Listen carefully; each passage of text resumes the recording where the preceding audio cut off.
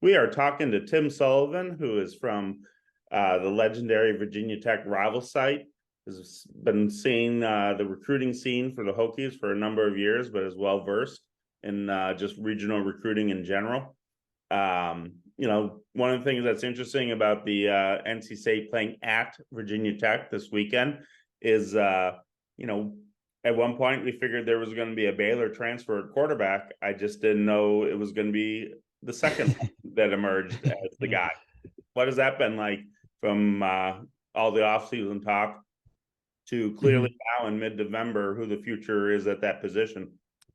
Yeah, Kyron Drones is a guy who I think the staff kind of always wanted him to end up being the guy. They didn't necessarily have a lot of faith that he was going to be ready as soon as he has been, and that's a testament to him. I think it's also a testament to the fact that they've been willing to go through some growing pains with him in ways that have hurt the team at times, but it's been worth what they are seeing lately in terms of what he's able to do, particularly moving the ball on the ground. He's still very raw in the passing game. He has the tools there, but is even earlier today on Tuesday, Brent Pry said, yeah, we're finally being able to give him a few more decisions in the passing game instead of saying it is a screen, it is a deep ball, or you take off. So that's something that he's really blossoming into that sort of role. And it's really changed this offense. I think the biggest thing that it's done is kind of encouraged offensive coordinator Tyler Bowen to be a little bit more conscientious with how he structures the offense. Before, it had kind of been just a series of plays that he seemed to like, and now there are things that really complement each other, and one play builds off the next one. And the main thing that everything builds towards is both he and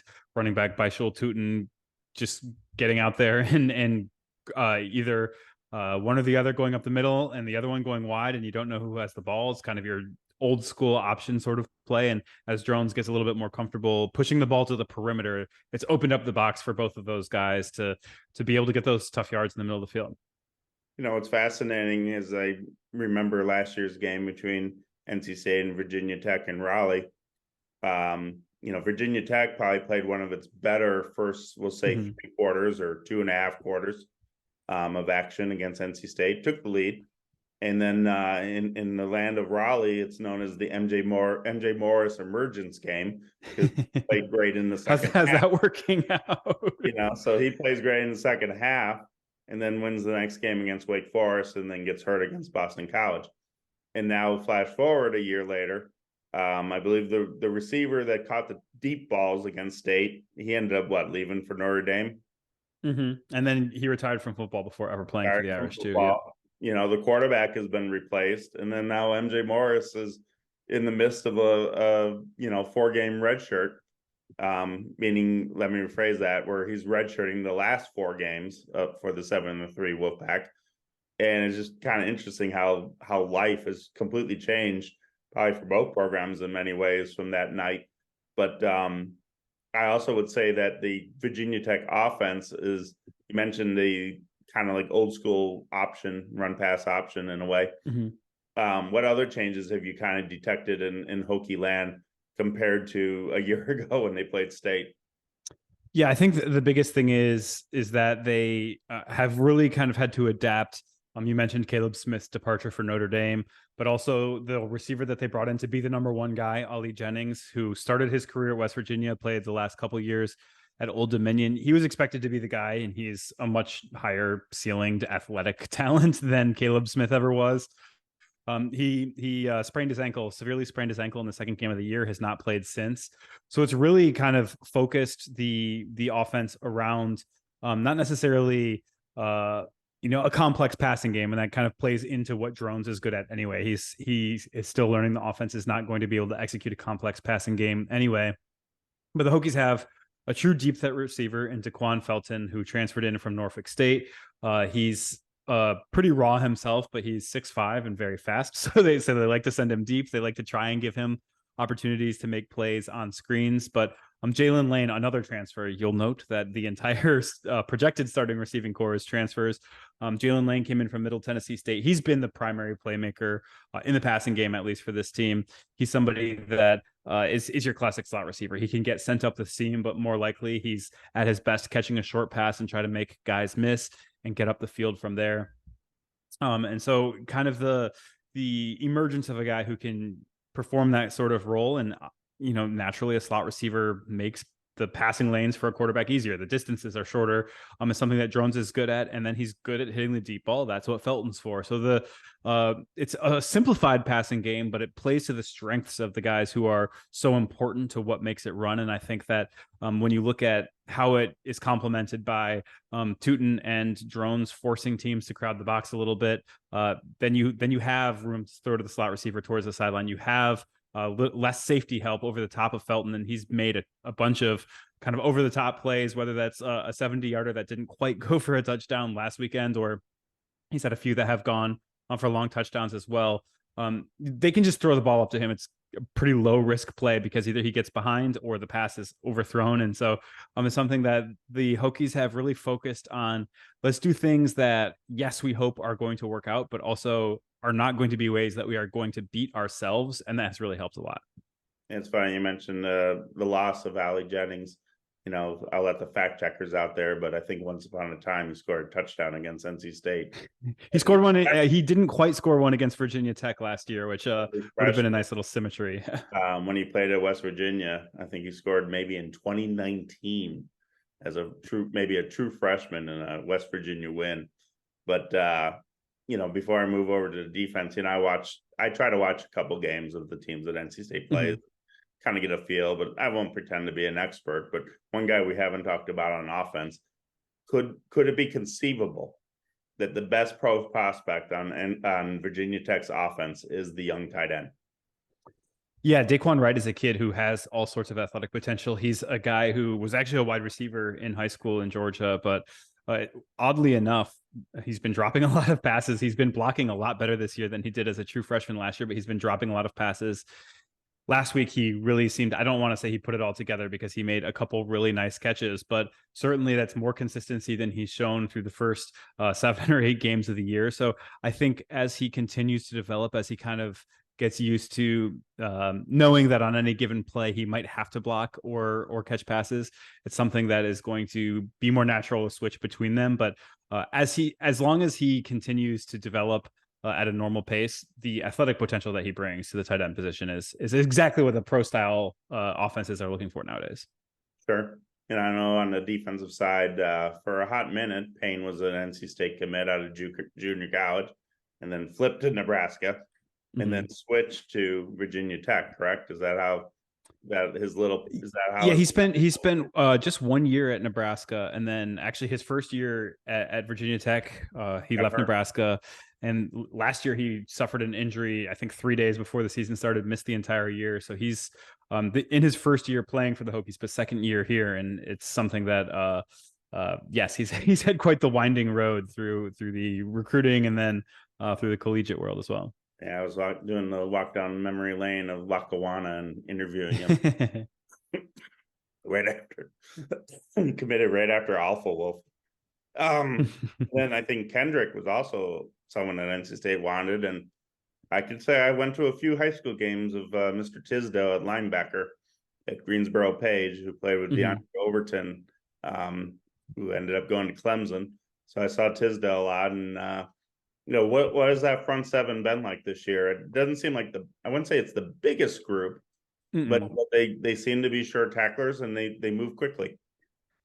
Yeah, I mean, that's kind of your traditional Virginia Tech defense, right? Maybe a little bit undersized, but they're going to play really fast. And that's mostly been the case this year, especially on the front four. They roll through a lot of bodies on the defensive line. It's the most depth they've had in that front four in a really long time.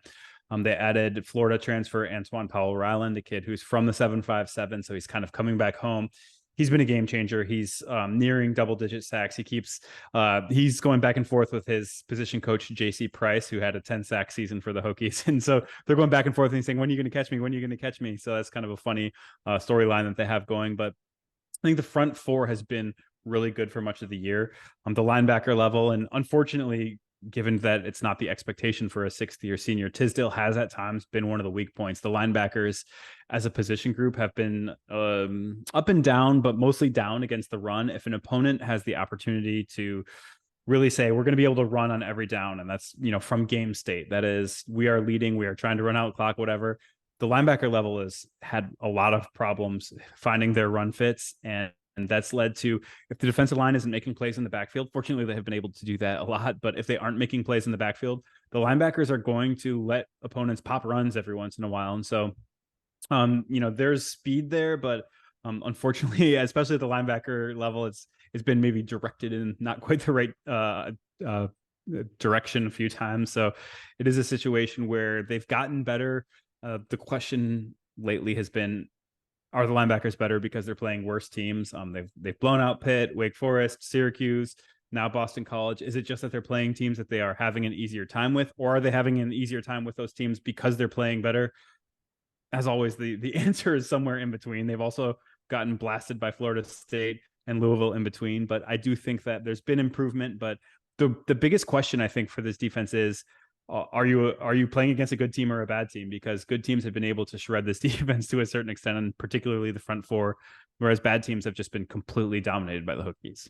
Yeah, and that's what makes this matchup a little bit of a unique twist, is that State has struggled on offense. It's come down to Kevin Concepcion will pop a big play or two, either catching the ball or running the ball out of the backfield, freshman wide receiver, or Brennan Armstrong runs. He's a very good runner, a very powerful runner. So, but it's not been a team that's put up big, scoring numbers. But then conversely, NC State's defense has been pretty much lights out, and we really have to earn it against them lately. So it's one of those deals where, it could be a very low scoring game on both fronts. But one thing I was curious about is, you mentioned J.C. Price, and it's funny, I just typed his name this afternoon. Story on the Wolfpack Central about Charlie Wiles going back to Virginia Tech. His very first NFL draft choice was J.C. Price. I believe it was 1996, maybe, which would have been Charlie's first year. So he didn't coach J.C. Price, his entire college career, but he did coach him his last year. And then Charlie Wiles was excited about Corey Moore getting honored, another Hokie great on the D line this Saturday. And then I'll tease. There's some eating recommendations that Charlie Wiles had for fans visiting the Blacksburg area coming up from Raleigh. But one thing that did pop in the first quarter or first half was Mr. Strong at safety getting the 2 picks, or is he more of a corner? He's more of a corner, yeah. So he obviously took care of business and helped Virginia Tech get off to a very fast start against Boston College. What has the secondary been like? Yeah, the secondary has been pretty good. The corners, both Dorian Strong and also his compatriot Mansour Delane, those guys have been outstanding over the course of the year. The problem is that there's a lot of injury issues going on at safety. Starting field safety, Jalen Stroman injured his shoulder 2 weeks ago, did not play in the win over Boston College, is not anticipated to play this weekend either. His backup, Jalen Jones, is a converted wide receiver, didn't move to safety, didn't play safety in high school, and didn't move to safety until halfway through fall camp this year. And at times it shows. So there's been some weakness there. Nasir Peoples, who I think is one of the more consistent players on this defense, missed a few games earlier this year. He's fully healthy, expected to play. And then the nickel Derek Canteen, a kid who transferred in from Georgia Southern, has been really good. So the issue is just, if you don't have a healthy Jalen Stroman and you don't have a healthy Jalen Jones, you really don't even have enough bodies to play safety. Canteen was drawn into safety, and they kind of went with more traditional 4-3 kind of formations last weekend. Against Boston College, you can do that because they're going to run an offense where they're not going to be able to spread you out very well. But I think if you have a team that's going to be able to play with more 11 personnel or whatever, is going to be a little bit more spread oriented. The Hokies will have to go to a nickel, and I don't know what they're going to do at the second safety position if neither of the Jalens can go, because Canteen will play nickel. I don't think they'll just play a 4-3 out there and say, okay, we've got 4 defensive backs, we'll see what we can do. But the outside corners are for my money, they're 2 of the best guys in the league. Brent Pry specifically stumped for Strong to be an all conference performer at the end of the year at his press conference earlier on Tuesday. So it is a situation where those guys really carry the load a lot, and the safeties, if they're fully healthy, it's good. Unfortunately, they really haven't been this year, and there are kind of different strengths and weaknesses for them. Jalen Jones is a poor tackler, as you might expect for a recent convert from wide receiver, but he's also the fastest defensive back on the team, so he has makeup speed. He can make some plays. Stroman, whose older brother Greg plays for the Chicago Bears, also played for Virginia Tech. He's a guy who is a bit more of a he's a good athlete, but he's a bit more, he thinks the position because he's played safety his entire life. That's something that Jones just is never going to have. The rest of the guys, I don't think the staff would have a single worry about any of them playing. Basically every down of the game. It's just a matter of, at that position that has seen so many injuries, what do you do to cover? And I don't know what the answer is going to be if State is able to spread the Hokies out a little bit. Derek Canteen is going to have to play at the nickel, and I don't know what they're going to do with that second safety position. Sure. I did get to see Quentin Reddish play this year, and when he arrives at safety for Virginia Tech, he will definitely be known. They're looking forward to that. That's for sure. Big, rangy guy who could really hit, and should be a factor on special teams, which is a good segue to special teams and Beamer Ball Part 2 or 3 or however you want to call it, but. I admit I was a little surprised by the onside kick, like everybody else was last week, but it obviously worked, and Virginia Tech was able to recover it and get the momentum going. But what has special teams been like this year with this reiteration? Yeah, it's been interesting because you haven't had necessarily the blocked kicks and punts that were such a big part of Beamer Ball. You haven't had kind of the swagger on special teams, but it's still been pretty effective. Tootin had a kickoff return for touchdown against Florida State. Punt returner Tucker Holloway has been pretty effective. He's kind of a taller wide receiver who maybe has awkward movements. He's fast when he gets going in a straight line, but he can kind of have awkward movements. So he doesn't look like he's going to be a punt return touchdown guy. He had one last year, and he can rip off a couple big ones, but he hasn't had that one that has really kind of changed a game this year. And the kicking game has been good to find. Kicker John Love, who wore the number 25 jersey that the Hokies give to the special teamer of the week, basically, just a couple weeks ago, has been consistent. He doesn't have a huge leg, but he's been consistent enough. He had a 46-yarder against Boston College, which was his career long. He's a redshirt freshman. He played in just one game last year, but not a huge resume. But he's not going to bang a 53-yarder, I don't think, against anybody. Punter Peter Moore has been having an okay year. He's been barely clearing an average of 40 yards sometimes, which is not what you want to see from a punter. Fortunately, the flip side of that is that the Hokies haven't given up many big punt returns. So it is a situation where, whatever you're losing from the punt itself, you're gaining by not allowing the return. So I would say it's been pretty tame, aside from that one big kickoff return for Tootin. And he's tried to do it a couple more times since, and he's gotten like the 11-yard return that's got the Hokies starting in bad field position. I think they're kind of trying to fine tune that decision making process on the kickoff return specifically, but otherwise it's been good, not great. It's been solid. The onside kick against Boston College obviously was a game changing play, and that's a coaching decision. I think if you ask Brent Pry, he'd say, yeah, a coaching decision that I made to honor Coach Beamer. He's got nothing but reverence for Frank Beamer, and it shows in a lot of ways. And I think he would maybe be exaggerating a little bit to say that a play like that was specifically to honor Beamer, but certainly it helped. It was a winning play. It helped the Hokies win that game. So I don't think he's going to be afraid to take risks in special teams if that's what he thinks the situation calls for. Yeah, it's fine.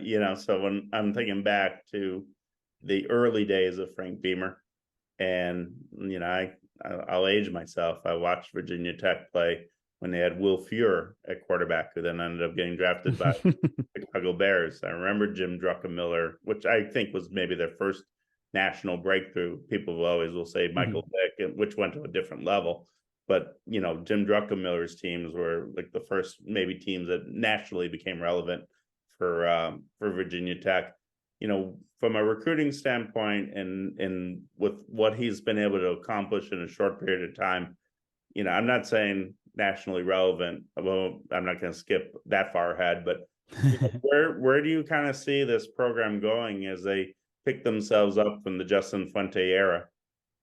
Yeah, I think I actually came up with this concept, and it's not the most original thing, but last week in a column that I wrote is that Brent Pry is a disciple of James Franklin. He came up with James Franklin at Vanderbilt and Penn State. And I think he's very similar to James Franklin in a lot of ways. They are going to recruit really well. They are going to get very close to the top of their league. I don't necessarily know that the in-game decisions are ever going to be, okay, we are going to go out and just say we can beat Clemson straight up because we're the better team, we have the better talent, we have the better decision making in the game. But they are going to be a team that is able to consistently compete for New Year's Six type bowls. They might, when they have kind of that senior laden class in a given year, they can really compete on the national stage. They're really far from either of those things. It's going to be a build. He's doing a really good job on the recruiting trail, and it is absolutely night and day different how smart Pry and the people that he has surrounded himself with. You got to look at personnel assistant Mike Villagrana, who's been a huge upgrade over what they had there before. His chief of staff Mike Hazel as well. Those guys know how a program should run. They know how to manage personnel. They know how to manage coaches. They know how to manage the staff under them. That sort of stuff is such a breath of fresh air when you're covering the Hokies to look at that and say, hey, they're competent in things other than coaching. I think Pry is probably a step down from a strict on-field coaching perspective from Justin Fuente, but I think anybody who's paid a lick of attention would say I'd rather have the guy that maybe can learn a little bit about on-field coaching and has even the vaguest idea how to run a program, much less the pretty good idea that Pry has. So it'll be a few years. The roster is still in a pretty low spot right now.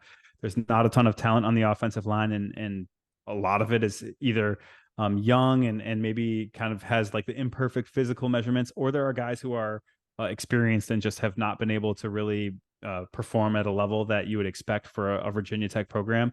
Those sorts of things take time to overcome. Obviously, it can be faster in this portal era nowadays, so we'll see. But for now, I think they're digging out of the hole that the Fuente personnel management fiasco left them in. And as they go forward, I think this will be a program that can consistently be one of the best couple programs in the ACC.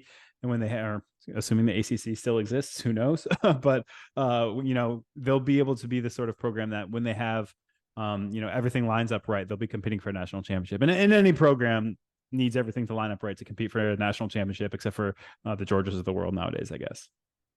I teased earlier. So when we had our little media session with Coach Wiles today, longtime Virginia Tech defensive line coach, very funny person. He mentioned that PKs in Blacksburg was his go-to spot there, and then he gave some love to a Frankie Rollins steakhouse in Roanoke. So I'm sure Virginia Tech fans know them both, but for the NC State fans watching this, apparently those are two very good places to eat, either before or after kickoff, perhaps in Blacksburg and Roanoke. And if you go to PK's, ask for the cheetah wings. They're a custom blend created for defensive backs coach Derek Jones, who calls himself the cheetah. So ask for those. That's the latest special at PK's. Sure.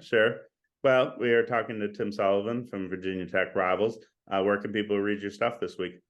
Yeah, head to HokieHaven.com or VirginiaTech.rivals.com. If you want to follow on social media, at SullivTI, SULLIVTI, or Hokie_Haven on Twitter. Easiest way to find everything that I put out. Well, I it's been a fascinating thing with ACC expansion and everything that has happened. And I think the league is a better league if the original Big East schools win. And we've seen Virginia Tech have some tough years, and Miami is trying to figure out how to not get in the way of themselves. And obviously Boston College won a ton of games for a very long period of time. And they're trying to figure things out, though. Give them credit, they are bowl eligible somehow, some way this year. But I'll leave on this story. I always remember going up to Blacksburg. It was a Friday night game, not a Saturday, not a Thursday. And it was one of the worst storms in the history of the world at about 7:30. And I'm thinking, like, there is no way these fans are going to stick it out through the storm. Not sure when the game will start and however this goes. And sure enough, the weather cleared out, the lightning stopped, and the game was actually relatively on time. And the fans were so strong that they had trouble getting into the stadium. They had lost concept of how to smoothly get into the stadium because it was just a big rush right before kickoff. So it took it took the first quarter for fans to figure out how to get to get into their seats. But I want to say that Friday night game maybe had about 60,000 in attendance despite the storm.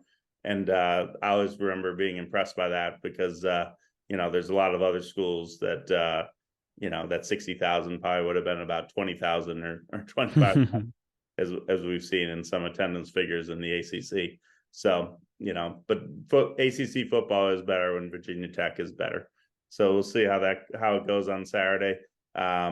As we mentioned a little bit before the pod, I just expect a low scoring game for, kind of that grinded out 20-17 type game. And I do think NC State will win, but I don't think it will be like a 20-point win or anything like that, but just a grinded out type of game where the defenses do their thing. So we'll see how it goes. And thank you for taking the time. And, Tim is someone I've known for over 10 years, so appreciate it.